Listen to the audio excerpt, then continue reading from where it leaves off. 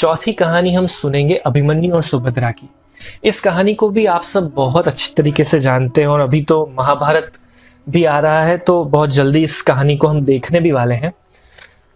अभिमन्यु जब माता के गर्भ में थे तब मामा कृष्ण ने गर्भवती बहन सुभद्रा को चक्रव्यूह भेदने की पूरी तकनीक सिखाई।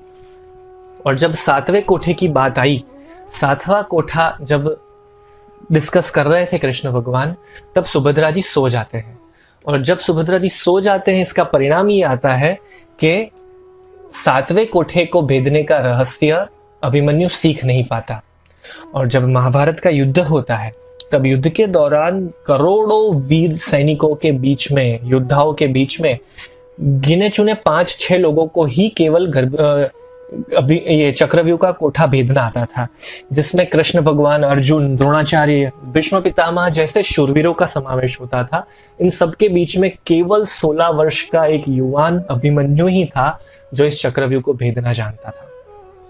और उसने प्रयत्न भी किया पर 6ठे कोठे तक वो आराम से पहुंच गया। 7वां कोठा क्लियर कर नहीं पाया क्योंकि माता सो गई थी।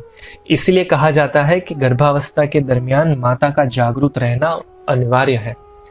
पर यहाँ एक बहुत बड़ा आश्चर्यचकित करने वाला प्रश्न हमारे सामने है। कृष्ण भगवान को ऐसी क्या जरूरत आन पड़ी कि उन्होंने अभिमन्यु के जन्म लेने की प्रतीक्षा नहीं की और गर्भ में ही इतनी बड़ी स्ट्रेटेजिक प्लानिंग, युद्ध नीति सिखा डाली। हम तो ये जानते हैं ना कि बच्चा 5 वर्ष का हो उसके बाद उसे स्कूल में भेजना चाहिए या पढ़ाई करवानी चाहिए। पर कृष्ण भगवान हमें यही संदेश देना चाहते थे कि अच्छे से अच्छी स्ट्रेटेजिक प्लानिंग, श्रेष्ठ से श्रेष्ठ ज्ञान सिखाने के लिए भी गर्भावस्था ही सबसे श्रेष्ठ समय है।